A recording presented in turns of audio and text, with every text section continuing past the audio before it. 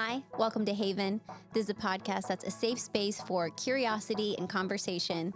I'm your host, Haven, and today I'm curious about keeping best friends forever.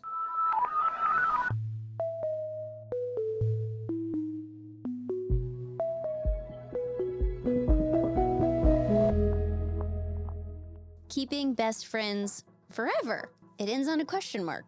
Is that possible? What does it really look like? It's really about sustaining long-term friendships. And what does that look like? So this is a part of my relationship series. That's a part of season 2. And we're kind of looking at it from different facets. This one is all about friendships. And so I wanted to bring in one of my friends that I've had for, I'm trying to do the math live right now, never thinking about it, 15 plus years. That gives enough cushion to whatever the actual number is. But it's my friend, Mariah. Hey. Welcome. I'm so happy to be here. Is it more than 15 years? It's got to be. I can't remember when we met. Were we 14? Wow. You know what I remember about when we met? Oh, I remember everything. I remember we were backstage at some kind of event. Mm-hmm. And I was wearing a gray vest. Yes. Iconic. Iconic. With a white puffy shirt under. And the most beautiful necklace I had literally ever seen. The size of this microphone. A huge metal heart from Forever 21. Oh my gosh. I'd never seen anything like it, except I think I had the same necklace. You did, because you came up, you go, I love your necklace. I have the same one. And I was wearing a purple American Apparel shirt. Classic. With a brown vest on top. Vests are having a moment then. They're coming back and having a moment now. We were always iconic. So true. And the biggest, the necklace. The necklace was where it all began, really. Yeah, it was a kind of a common thing, because other than that, like, we were just randomly backstage. Like, I don't even remember what the context was, but I remember we hit it off. And it changed everything. But you lived in Dallas. I lived in Dallas and you lived in LA. Mm-hmm. And then I remember one time we emailed each other. No, we didn't. It was email, because we didn't have phones. I do not remember that. Yes, what you did we emailed say? And you said, do you want to come on a trip with my family? I emailed you? Yes, this was our first like official How hang. bold of me. So bold. And I thought, I don't know you. Yeah. I think my parents talked to your parents. That was the one and only cruise I've ever been on. And it rained on that cruise. It did.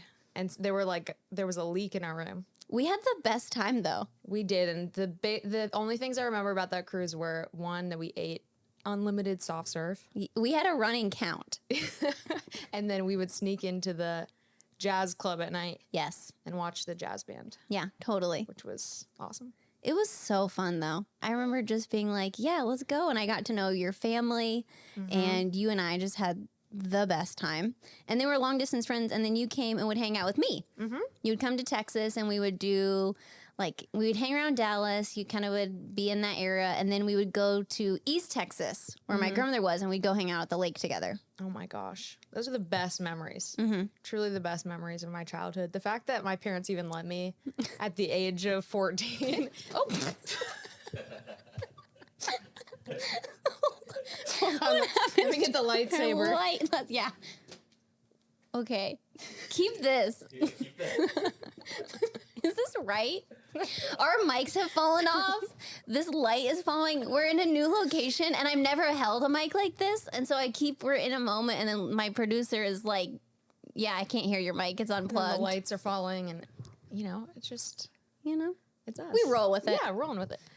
What were we talking about? You would come to visit, and then I'm laughing because it was like 14, 15, so a lot of your visits I would fight with my siblings, and you would just be there, and you would just be like, And my brother is 4 years older than me, so to be in a family with 3 kids that were a year and a half, apart each, and so you're all so close, you're in the same household, and it was just so fun. It was such a different experience to my life in LA, and I didn't grow up with a lot of friends, and so to have you and have this other life and feel like I was part of your family, part of your life there was it didn't matter how much things I was a witness to in whatever capacity. I took it it was the biggest honor to be part of your life.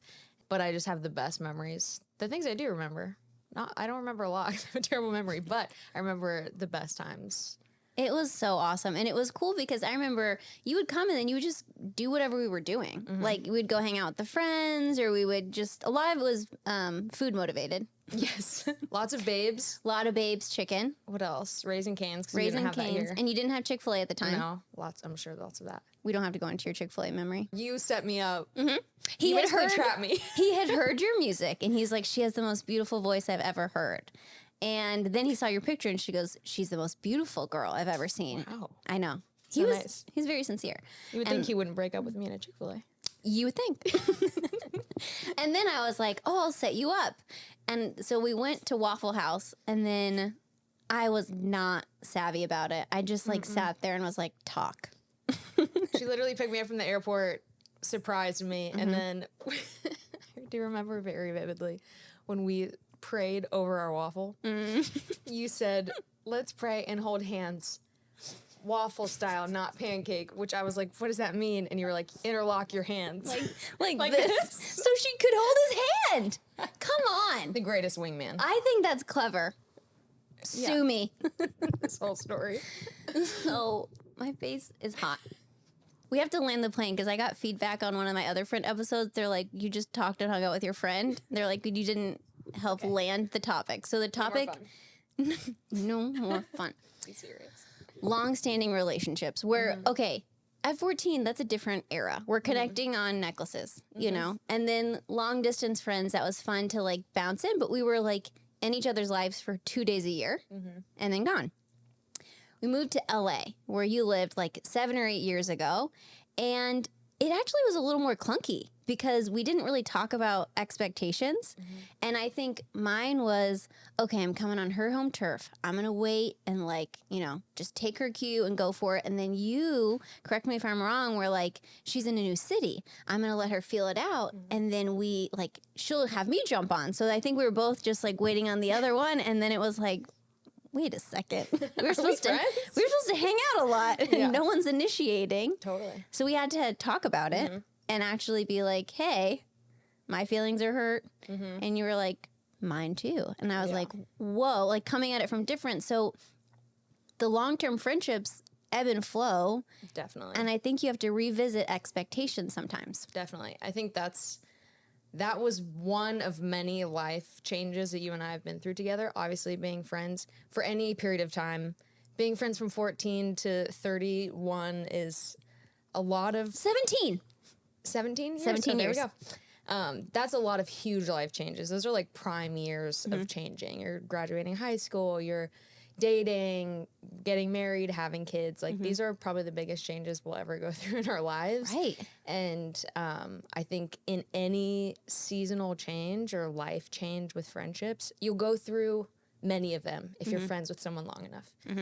And you're basically having a relationship with multiple people. Like when you talked with Aaron about marriage, you know, you're having multiple relationships hopefully with the same person. Yeah. I feel like that's so similar in friendships is you were a different person when you got married. And that was a huge transition for me.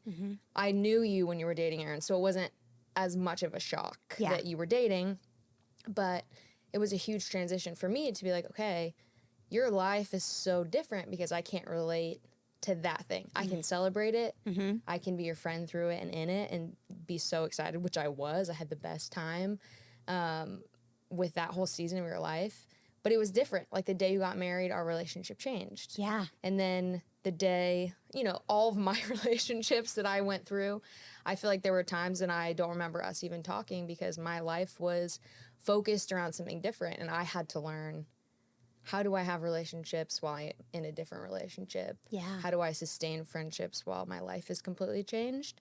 And then I got married and it was different. And I so vividly remember when you moved here and it was that like kind of unsure territory of, you know, I don't want to claim you or feel like you are only mine because I have all of these years with you and I want you to like find your own footing and also not feel like you're bound to me. I think that was my biggest thing of like, I wanted you to feel like you had me, but you didn't only have me and that I wasn't like overpowering your independence and your ability to make friends. And I knew that that was something I could probably easily do. And I think I just like leaned on the side of like caution of like, let me just let her live her life. And then when she's like gotten her footing, I'm here, you know? And then it was the same for you. And then I was like, claim me. You're like, hello. But I think I've always, because you're like, people don't know that you're my longest friend. You're the person, like, which I've told you since the beginning of our friendship, that I'd never really had anyone. I'd been so many people's friend, and I'd never had a friend in return. And so for me, I was like, this is the greatest friend I've ever had, and I don't want to smother her with my needs or with my, you know, like my expectations, because seasons are different. And being aware that you and I had very different seasons of life. We were in very different seasons of life. And so I think that's the biggest thing for me is like with long-term friendships, sustaining friendships, it's realizing, not holding someone to who they were when you became friends. Yeah. You know, allowing people to change and to acclimate to their new life. Like, I'm sure you've had so many girls be like, oh, my friend got married and now we never talk. Yeah. Or like, my friend got a boyfriend and that's all they ever do or hang out with. And I get that so much with girls that are in relationships where that person's life is changing. And it's like, you have to be able to change with them and be okay with the expectations and the dynamic of your relationship changing, because I wanted you to get married. I was so excited when you had Isley, and I knew that our relationship would change in every season, but I wasn't going to white knuckle it because I knew I would lose you if I did. And it's true though, the white knuckle it is holding it open and then saying like, okay, is it going to return back? Yeah. Because it's true, we've all had the friends who starts dating someone, and to me, I'd always in my head be like, okay, 6 months, that's like the you do you know, and then we'll kind of reacclimate after like the honeymoon phase. But then after 6 months, like if it didn't happen, I'd be like, oh no, like it's really gone. Or that slice of time, because you never really know when you're in it, if it is going to be long-standing, because the majority of friends are seasonal, and they aren't going to be long-standing, or at least not for the bulk of the journey. Yeah. And so I guess that's another kind of question is, when do you know it's important to fight for it? And to, like, even that, like, go into the conflict and go into the intimacy and vulnerability? Or when do you just go, well, I guess it was beautiful for what it is? Yeah. I feel like that's the hardest question for me personally, where my nature is like, if something is slowly dying, I'm like, let's get to the oxygen mask, you know, like, where's that life support? Like, and then it becomes excruciating. Yeah. Versus if I let it die naturally, it would still be painful, but I'm not prolonging something that shouldn't have been prolonged. Yeah. I don't know. Do you know? No, that's, well, listener, please write in. Yes. No, you know, let us know. I think I know when it's dying, but I don't know when, like, is past the point of no return. Yeah. I think for me with dying friendships, or which I think a lot of times dying friendships may be like the catalyst of that, is some conflict or a loss of trust. At least in my like most devastating friendships that I can look back to, usually there's a moment of shift. And sometimes it really is just like a seasonal, like a life change.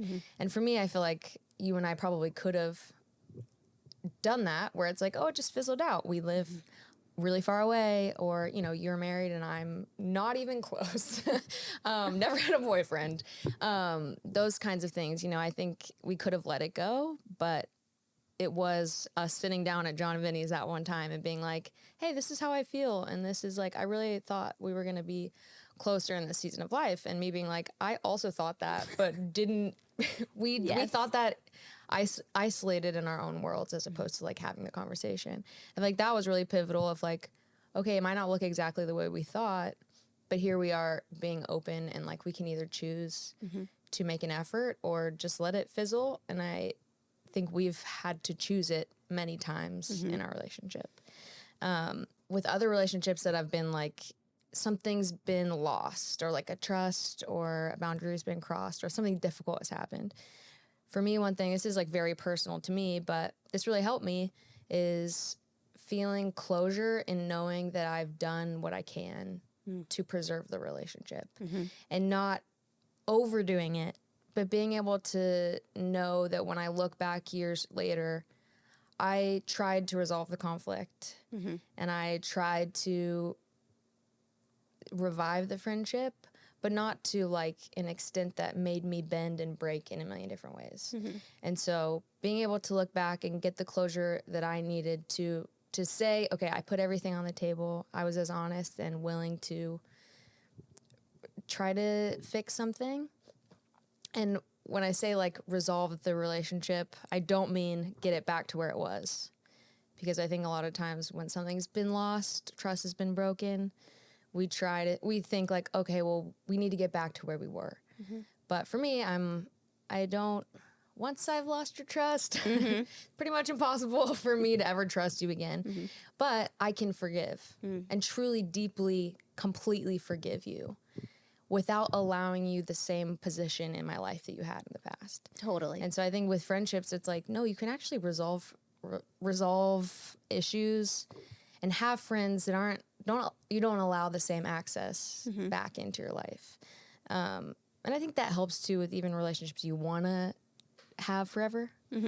When something's lost or something's broken, if you actually want that relationship to move forward, like I'd do anything. We've had multiple things in our friendship that could have completely ruined our relationship, but we just figured it out, you know, and we had to lay it all on the table and be like, I'm mad at you for this, or I feel like you wronged me in this way, or you wronged whoever in this way, you know, and I really appreciate that because you allowed me and we allowed our relationship to grow from that. Yeah. And to like become bulletproof in a lot of ways. And to me, that's also just the nature of like rupture and repair. Like the greatest relationships that are long-standing, it's not from a lack of rupture. It's just from intentionality with repair. Totally. And is that possible? Now a quick pause to hear from my sponsors. This episode is brought to you by EfficientAid. EfficientAid offers fractional virtual assistants whose sole purpose is to help people who are making a difference. Are you bogged down in your email and still managing your own calendar? Delegating those tasks to a high-caliber career assistant can free you up to utilize your time towards the areas of your best and highest use, allowing you to focus on the areas you truly thrive in. Learn more at efficientaid.com. That's efficient, AIDE.com. Do you prep your outfit for Thanksgiving? And I'm not talking about a fancy family dinner. I mean more like the stretchiest, comfiest pants and relaxed fit top. Now, what if that's a recurring consideration and you have to wear stretchy pants every day due to being bloated all the time? Ritual literally created Symbiotic Plus with that weird gut stuff in mind. It contains clinically studied prebiotics, probiotics, and a postbiotic to support a balanced gut microbiome. Daily 3-in-1 prebiotic, probiotic, and postbiotic with 2 of the world's most clinically studied probiotic strains to support the relief of mild and occasional bloating, gas, and diarrhea. Why include a postbiotic? It provides fuel to the cells that make up the gut lining and supports a healthy gut barrier. Win-win. Symbiotic Plus and Ritual are here to celebrate, not hide your insides. There's no more shame in your gut game. That's why Ritual is offering my listeners 30% off during your first month. Visit ritual.com/haven to start Ritual or add Symbiotic Plus to your subscription today. Okay, back to the episode. Let's go into some rapid fire Q&A. Sound good? All right. I'm scared. Okay, how can you even find a long-term friend in the first place? Someone asked. Gosh. It's hard. I think especially, we're not old. We're not 14 anymore. Yeah. Where I feel like we can make friends anywhere. You make a friend at a water park and you're like, you're my best friend today. At this water park. You're my best friend at the water park. Man, I think one thing you really taught me was like, you have to be the friend you want. Yeah. You know? And I think you also need to be willing to let people in your life and make space in your life. Like, we have a lot of things to do. Mm-hmm. We have kids, we have families, we have relationships. We have things we want to do. We want to, like, have fun and go on trips and whatever. And it's really easy to, like, close down access into our lives. I'm speaking about me. I'm talking about me. It's really easy for me to not make room for people in my life. So I have to intentionally make room. Yeah. You know, I have to find places to open myself up to other people and ask questions, be willing to like carve the time out, and not to everyone, but to the people that I feel like, okay, I could be a friend of this person, but I also feel like this person could be a friend to me. Yeah. And I'm not just pouring into everyone in my life, but are there people that I feel like can help me, encourage me, like champion me to keep going and to do the things in my life that I want to do. And so I think it's just about making room. I think it's making room, but I think it's also, you don't know they're going to be a long-term friend. Like, to not put the pressure in being like, I'm looking for, someone for the long haul. Like, I think a lot of it is just, who do you look up and who's been there for a while? Yeah. Like, who's still there? Totally. Who's continued to show up and who's like a part of it now, where I think also if you put this pressure of like, I think the media sometimes is also like the BFF, like the one end all, be all, they meet all your needs. And I don't think that's possible. Yeah. Like even Aaron, all my relational needs, I'm like, no, I need some more follow-up questions, calling a girlfriend. This is not working for me. I can tell that you are at the end of what you want to talk about, and I am not. I'm going to go to a friend. Like you kind of pull it together and then see who's there. So I think a lot of it too is kind of even out of our control of like, you can be a great friend and show up, but I don't think you look for someone as criteria. I think you just continue to be a good friend. And then I think you do wake up and then you see, wow, some people are here that I didn't expect. Some people left I thought would be here. Yeah. But this is what is. Yeah. I don't know that we planned on this. Oh, no. I mean, I don't think you ever thought you were going to live in LA. I never thought we were going to live in LA. And then I also I think we were just long distance friends for fun. Like I loved to come and visit and hang with you. My favorite thing was LA was always like 3 years ahead of like Texas fashion. So I'd be like, Mariah, what's coming? And you're like, Adidas. And I was like, check. And then I looked so stylish in Texas because people weren't expecting it. Now that I live here, I'm like, man, can't really be ahead anymore. But yeah, I mean, that's, I think, so true what you're saying. Like we never planned on. I don't think we ever thought, oh, well, one day we won't be friends, but you just like live your life and I love what you said. You just see who's there, and see who withstands the storm with you, see who shows up. Like, I think that is a huge thing. There's been things in my life that you just see who your real friends are when things get real and things get tough, and the things in your life require people to just show up and make you stronger and stand with you. And, I think it's just really revealing. And so when you go through difficult things, it's like, who's still there? And not just who's still there, but who's like actively in it with you. yeah. Who's like, you're so great at asking questions. Like, who's pulling it out of you? Who's sitting with you? Who's not like requiring you to listen to them when you just need to be listened to? Like it's a dance of, I think in marriage too, it's a dance. It's like sometimes I'm the strong one. Sometimes Jake, my husband, is the strong one. And it's not ever, it's 100% one of us. Sometimes it's not always 50-50. It's like always imbalanced, which I think is okay. It's like, and it's that in friendships. It's like, I'm not always going to be okay and you're not always going to be okay. But how can I see that in you where you don't have to ask somebody for help all the time? I love that. Have someone there. And even you were talking, it made me think of a bunny trail because you said Jake, and I was like, oh, I remember when we met Jake. I remember you texted me and you were like, I think I met someone really special. And I was like, ooh, tell me more. And then when he came, his band came to Dallas and we went out to dinner. Oh my gosh, yes. And I think he only had one tattoo at the time, and it was a foam finger that said like, go team or something. I just thought, oh, he's going to be great for her. Yes.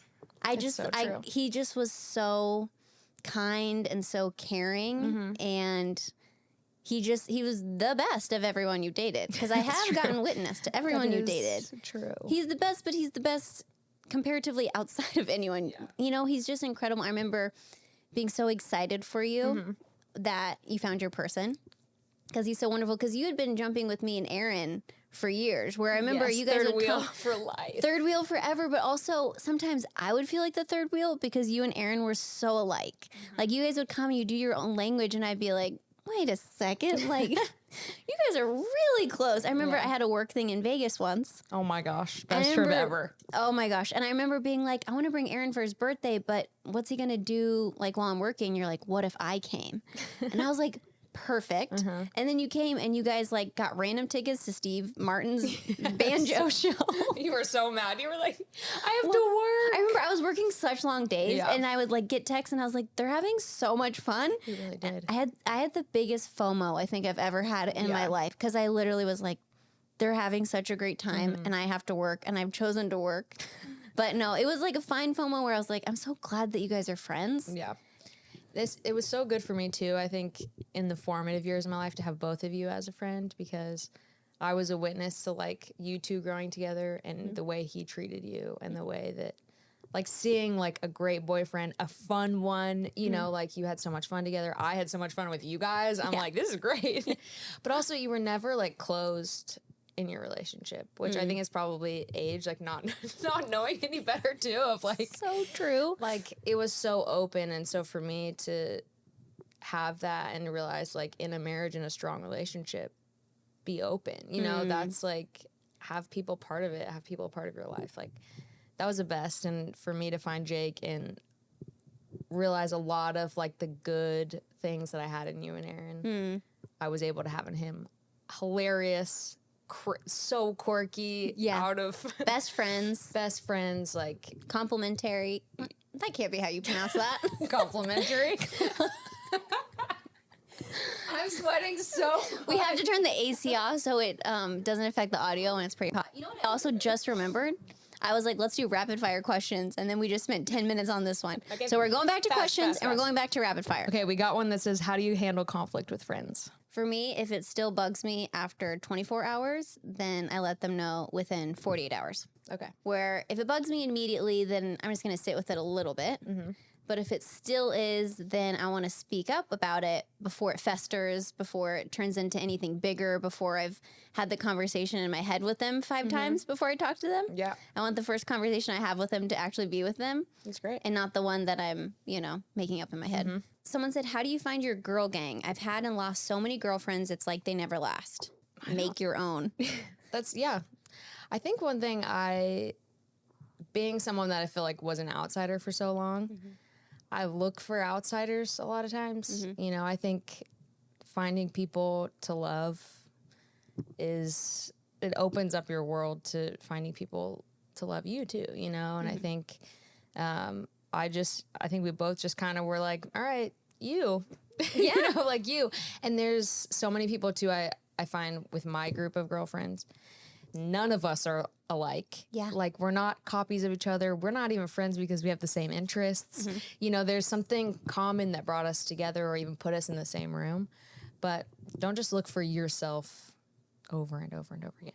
I like that because it's also like not waiting for an invitation. Like send your own invites. Yeah. And then see who shows up. Love it. Parting words from someone who's looking at friendship for, now we've confirmed, 17 years. And they're like, how does that happen? How do you have any way that you would just boil it down into like one sentence? Be a good friend. I think you were a good friend to me and it made me want to be a good friend to you.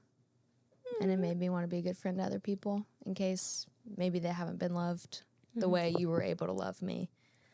And so I think being a friend can be contagious. And the friends that I have now, I want to be good friends too. So be a good friend. Love it.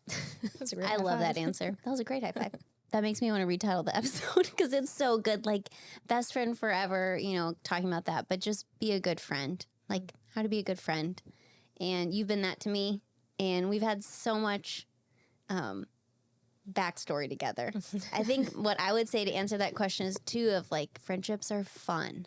Yes. Like have fun. It doesn't have to be this like high highs, low lows. Yeah. Like it can be talking about nails.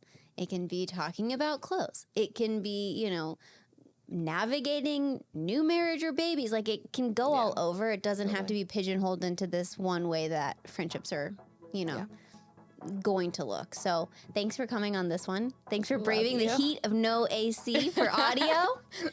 And just to close, thank you for listening. I'm excited to explore this relationship series and all the different kind of perspectives that can come from that. So my ask is that you follow, like, subscribe on social media. So it's YouTube, TikTok, and Instagram at Haven the Podcast. I also now have a monthly newsletter you can sign up for by going to, that's my website. That's my email, my website. Go to havenpod .com. Havenpod.com. It is havenpod.com. You can also email, that's what we were tangent on, hello@havenpod.com. But that's not what this is. This is the email newsletter. Havenpod.com. I think we ended on a little bit of a sour note from me flubbing this, but also, that's what you get.